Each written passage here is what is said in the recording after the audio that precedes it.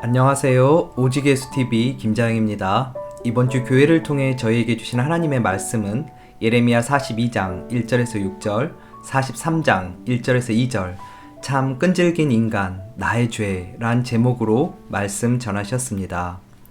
이에 모든 군대의 지휘관과 가레야의 아들 요하난과 호사야의 아들 여사냐와 백성의 낮은 자로부터 높은 자까지 다 나아와 선지자 예레미야에게 이르되 당신은 우리의 탄원을 듣고 이 남아있는 모든 자를 위하여 당신의 하나님 여호와께 기도해 주소서. 우리가 당신을 우리 하나님 여호와께 보냄은 그의 목소리가 우리에게 좋든지 좋지 않든지를 막론하고 순종하려 함이라. 우리가 우리 하나님 여호와의 목소리를 순종하면 우리에게 복이 있으리이다 하니라. 예레미야가 모든 백성에게 그들의 하나님 여호와의 말씀, 곧 그들의 하나님 여호와께서 자기를 보내사 그들에게 이르신 이 모든 말씀을 말하기를 마치니 호사야의 아들 아사랴와 가레야의 아들 요하난과 모든 오만한 자가 예레미야에게 말하기를 내가 거짓을 말하는도다. 우리 하나님 여호와께서 너희는 애굽에서 살려고 그리로 가지 말라고 너를 보내어 말하게 하지 아니하셨느니라. 예레미야 42장 1절에서 6절, 43장 1절에서 2절 중에서. 오늘의 설교 목적입니다. 하나님에 대한 의존도 높이기입니다. 남유다가 바벨론으로부터 3번 침공당합니다. 초토화됩니다. 남유다 유력자들은 거의 모두 포로로 잡혀가거나 도망갔습니다. 그럼에도 바벨론으로부터 4번째 침공을 받게 될 위기의 상황이 오늘 말씀의 배경입니다. 그렇게 된다면 남유다는 근본적으로 없어질 상황이 됩니다. 그래서 그들은 살기 위해 결국 애굽으로 가기로 정합니다. 그때 아차 싶어 자신들이 선민이고 지금도 유다에 가면 예레미야 선지자가 있으니 살 방도를 물어보기로 의견을 모읍니다. 그래서 예레미야를 만난 본문이 오늘 말씀입니다. 만나서 듣기 좋은 문장을 구사하면서 예레미야에게 묻습니다. 오늘 말씀 6절에서 이스라엘의 유력자들은 좋든지 좋지 않든지 막론하고 순종하겠다고 말합니다. 순종이 복이라는 것을 알았습니다. 그런데 결론을 말하면 예레미야를 통해 하나님께서 애굽으로 가면 죽는다. 가지 말고 머물라.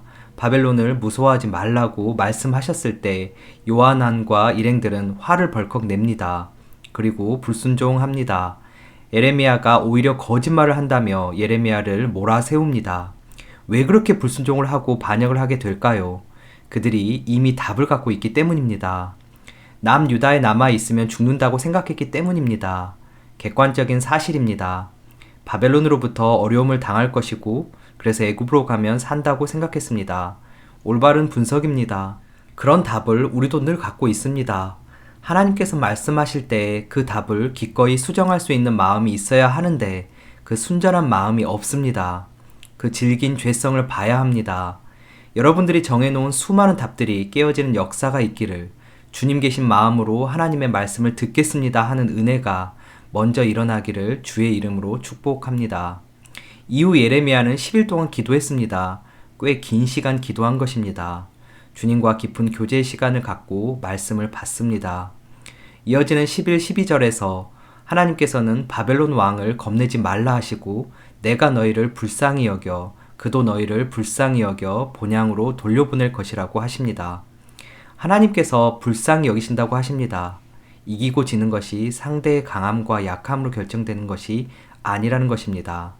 하나님이 긍휼히 여기시면 그들의 심령에 하나님의 심령과 동일한 긍휼이 있어서 이기는 역사가 있게 됩니다. 이것이 하늘의 논리입니다. 민수기 14장 8절에서 말씀하신 것과 마찬가지입니다. 하나님이 기뻐하시면 하늘의 논리입니다. 객관적인 상황을 이야기하는 것이 아니라 하나님이 기뻐하시면 된다는 황당무계한 논리, 믿음의 사람조차도 신뢰할 수 없는 논리, 그것과 같은 논리가 바로 하나님이 불쌍히 여기시면 이라는 이 말씀입니다. 그런데 15절에서 하나님께서는 너희가 만일 애굽에 들어가서 거기에 살기로 고집하면 이라고 말씀하십니다. 이 고집 좀 깨졌으면 좋겠습니다. 우리도 하나님 사랑 경험했습니다. 그럼에도 여전히 질긴 죄성이 있습니다. 고집이 있습니다. 내 속에 이미 답을 정해놓은 것입니다. 애굽은 안전해. 경제적인 여건이 갖춰지면 안전해. 자녀들은 이 정도는 되어야지 하는 그런 답을 정해놓은 것입니다. 그 고집이 깨져야 합니다. 고집을 갖고 있는 사람의 종교적 열심, 표면적 열심은 대단합니다. 애굽으로 가기로 정해놓고 선지자에게 나와서 주님이 뭐라고 하시든지 듣겠다고 말합니다. 안 좋은 말을 하더라도 듣겠다고 말합니다. 그런데 속으로 들어가 보니 고집은 살아있습니다. 이 질긴 죄성을 보기를 축복합니다. 오늘 말씀 43장 1절에는 이 모든 말씀을 말하기를 마치니 라고 말씀하십니다. 매우 중요한 말씀입니다. 모든 말씀을 말하기를 마쳤을 때 인간의 본질이 드러납니다. 고집이 드러납니다. 실상이 드러납니다. 42장에서는 어떤 말씀이라도 듣겠다고 해놓고 주님께서 명명백백하게 애굽으로 가지 말라, 바벨론 두려워하지 말라, 나를 바라보라고 하셨는데 그 말씀을 모두 마쳤을 때 결국 자신의 본성을 드러냅니다. 우리도 설교를 마쳤을 때 설교에 대한 비판이 생깁니다. 분석이 행해집니다. 다 자기가 하는 것입니다. 이미 내 속에 정답이 있어서 그렇습니다. 삶에 대한 가치관이 있고 믿음의 길이라고 정해놓은 가치가 있어서 그렇습니다. 여러분에게 간곡하게 권합니다. 하나님, 통으로 듣겠습니다. 말씀에 사로잡히기를 원합니다. 말씀에 포로되기를 원한다고 기도하셔야 합니다. 마태복음 16장을 보면 주님은 살아계신 그리스도시요 살아계신 하나님의 아들이라고 베드로가 고백합니다. 놀라운 고백입니다. 주님이 너무 좋으셔서 그 고백 위에 교회를 세우시고 천국 열쇠를 주신다고 말씀하십니다. 그리고 나서 주님은 당신이 누구인지, 당신이 십자가에 죽는다고 당신의 정체성을 처음으로 드러내십니다. 그 말씀을 마친 뒤에 베드로가 무엇이라고 합니까? 주님은 십자가에 죽을 수 없습니다. 베드로에게는 이미 답이 있었습니다. 십자가는 저주받은 사람이 당하는 형벌이라는 답이 있었습니다. 객관적인 사실에 근거한 답입니다. 그런데 그 십자가가 오고 오는 세대에서 가장 옳은 것임을 믿을 수 있겠습니까? 객관적인 사실을 동원한 여러 논리가 가장 옳은 하나님의 마음을 배격할 수 있다는 것, 그것이 말씀이 끝난 뒤 그 말씀으로 인해 이루어진다는 것을 깨닫기를 축복합니다. 오늘 말씀의 남유다 관원들처럼 객관적인 사실과 논리에 지지 않기 위해서는 날마다 삶에서 주님 바라보는 순전한 마음과 훈련이 있어야 합니다. 경험된 것이 밀려오고 내 마음에서 옳다고 형성된 가치가 밀려올 때 십자가에서 죽는 여러분 되기를 축복합니다. 우리가 설교 들을 때 각자 믿음의 분량이 다르니까 걸리는 부분이 있을 것입니다. 그때 난해 구절을 풀 수 있는 비법이 있습니다. 기본으로 돌아가면 됩니다. 성경 66권의 핵심 진리는 구원입니다. 그런데 우리에게 구원이 필요한 이유는 아버지를 만나기 위함입니다. 이 목적을 이루려고 예수님이 이 땅에 오셨습니다. 구원받은 사람이 갈 곳은 하나님 아버지입니다. 이스라엘아 들어라 하시며 하나님께서 첫 번째 계명이라고 하신 것은 하나님 아버지를 사랑하라는 것입니다. 그것도 마음과 뜻과 목숨을 다하여서. 이것이 성경의 핵심 진리입니다. 하나님을 사랑하면 하늘의 신령한 복이 나에게 임합니다. 하늘의 기쁨이 임합니다. 그것은 세상과 나는 관계없고 주님만 보이는 하늘 보좌의 기쁨입니다. 어떤 문제가 있든 걸림돌이 있든 내가 하나님을 사랑하면 나에게 주시는 하늘 기쁨은 동일하게 임합니다. 말씀이 걸려요, 싫어요. 하나님을 사랑하는데 실제 그 말씀이 방해 요소가 되고 있는가? 논리적으로는 그렇다 아니라고 말할 수 있습니다.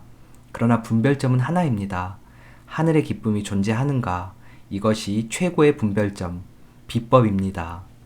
그러함에도 우리는 내 마음을 다하고 목숨을 다하고 정성을 다하는 것이 안 됩니다.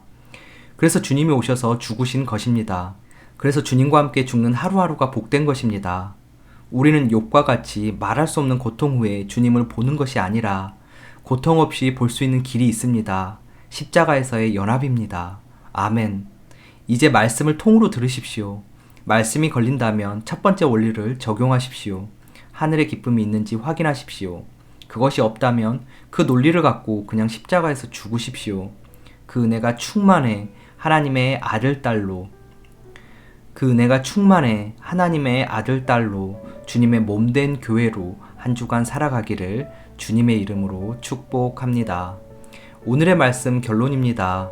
하나님에 대한 의존도를 높이기 위해서는 주님이 말씀하신 후에 내가 가진 올바른 분석이 말씀보다 우선되는 고집을 깨트리고 하나님이 불쌍히 여기시면에 하늘의 논리를 따르는 것입니다. 하나님을 진정으로 사랑할 때 임하는 하늘의 기쁨이 모든 문제의 분별점 되는 것이었습니다. 오늘도 오직 예수입니다. 감사합니다.